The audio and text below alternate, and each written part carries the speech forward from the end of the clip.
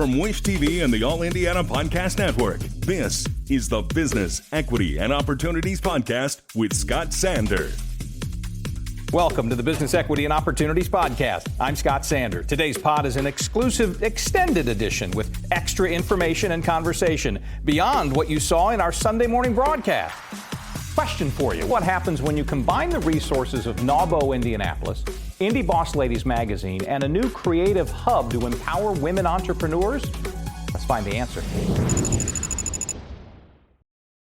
Every business is unique and has a target audience. If you own or manage a business, Circulus Digital Media can help you connect and grow your customer base with turnkey digital solutions that are nimble, offering best-in-class results, service, and support to reach a bigger customer base, allowing you to pinpoint a specific audience down to the smallest details. Get outside the city, the state, span the globe. Put Circulus Digital Media to work for you. Get started now at circulusdigital.com. That's circulusdigital.com.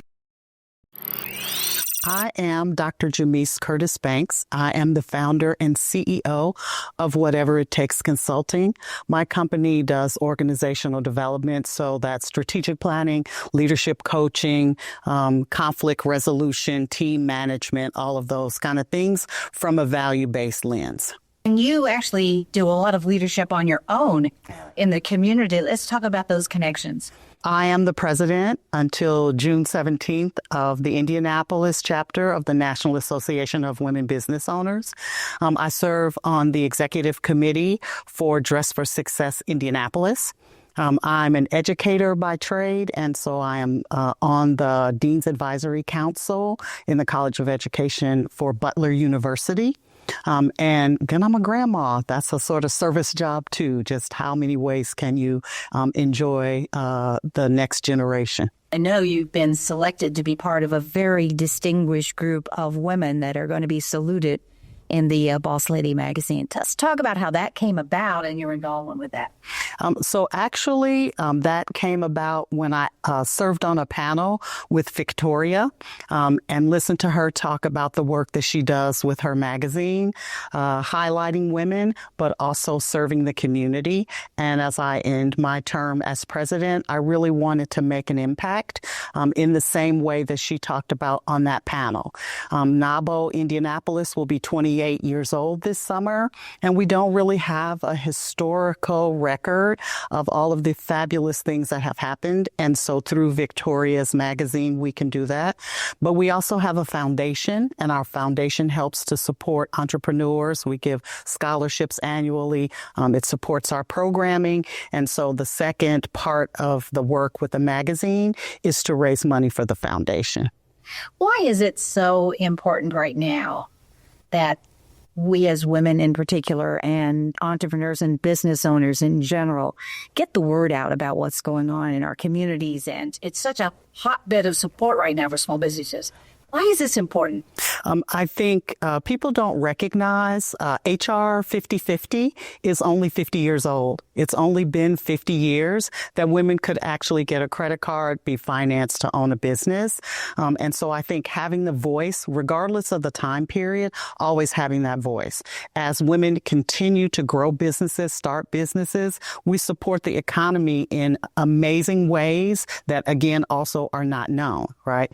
And so making sure that always we are speaking with that voice to give opportunity to the next generation coming, to women who are in transition, that we can all feel empowered to do those things we love. Because most female entrepreneurs are doing something they love. They started doing it because it's something they love. So empowering women to be able to dream and do those things that they love.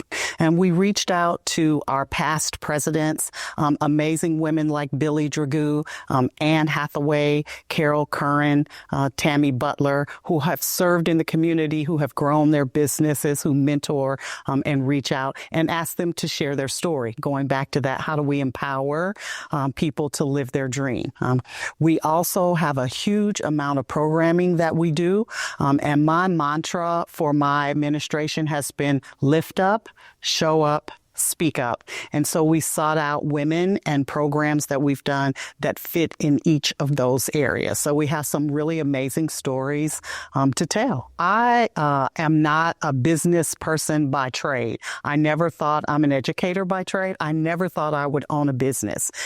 When I decided to do that, there were so many women who opened up doors for me, who mentored me, who directed me. And that is so essential, especially when you are just getting started, when you want to push for revenue and you may mission drift, right? It's important to have a village. That's one of the things when I do trainings that I talk with women about is how do you build a village around you? Because no one can do everything, but you can find someone that does everything that you need. And NAWBO is the kind of community where those women exist. So whether it's helping you with finances, helping you find a lawyer, helping you build a business plan, they're just amazing opportunities to collaborate, mentor, direct, and all I ask when I do those things with people is that you pay it forward. If each of us reaches out to someone else, then we will all grow in that ability to be effective and successful in our businesses.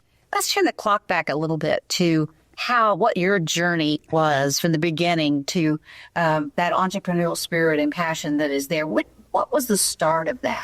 I love helping people develop. That's why I think I became an educator. And I discovered that the classroom, kids were wonderful, but my colleagues also needed that support. And so that's what drew me out of the classroom into supporting others. And that grew into a business. It wasn't that I intended to do that, but the more I did it, the more it was where I wanted to be. And then I was lucky enough blessed enough to have women around me who were doing various things that directed me, that helped me, again, to find what should my business structure even be? What organization should I belong to? And so I did a lot of experimenting, went to different things, learned about how I fit in. I think that's another important piece of NAWBO is that you fit. I have yet to find someone who comes to NAWBO and can't find a fit, but that's an important thing. It was important for me. Where is the place where I can ask questions and feel comfortable with that? Where I can see people who are where I am and people who are where I want to be and have conversations and engage with those people. So it's been that journey. Now I'm at the place where I think I said I'm a grandma. And so now I'm looking at what's next. And it's really important to me that I help other women who felt like I felt when I started, like, really, can I do this? What does it mean to do this? And how do I connect those women with the kinds of things other women connected me with? How do you find balance in everything and helping people and what you're doing to step away and actually find balance in your own life?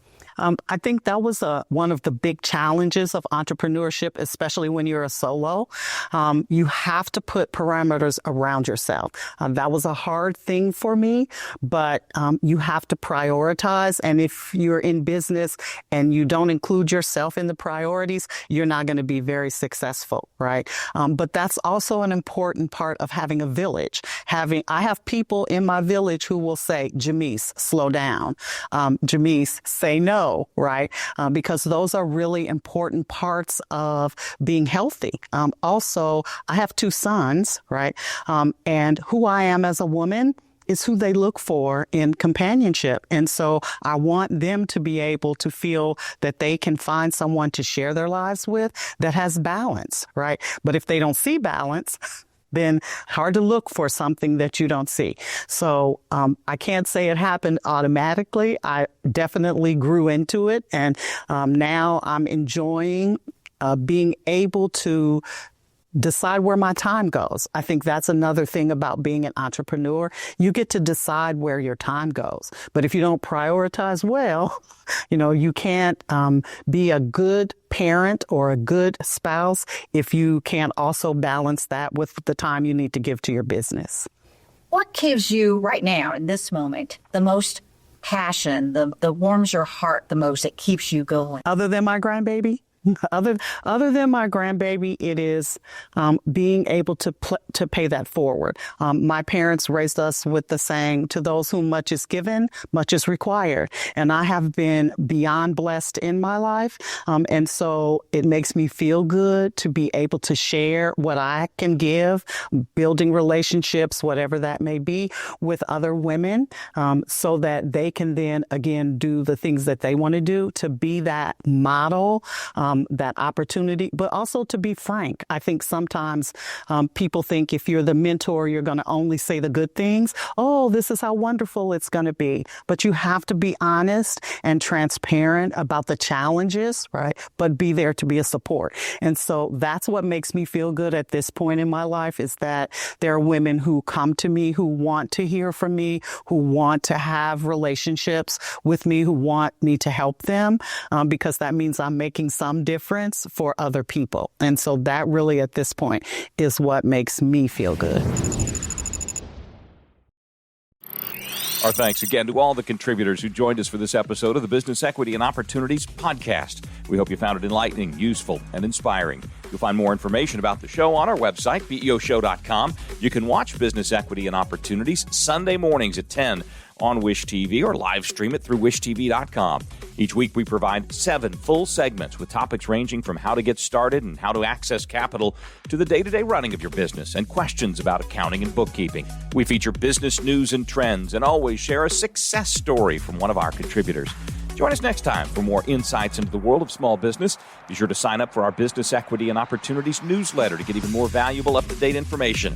And if you have any questions or you'd like to be part of our show, please email us. The address is beo@wishtv.com. We'd love to hear from you. I'm Scott Sander. Thanks for listening. Watch the Business Equity and Opportunity Show on Wish TV and access all of our content and share it on demand anytime at beoshow.com. You can find more podcasts from Wish TV on the All Indiana Podcast Network at allindianapodcastnetwork.com.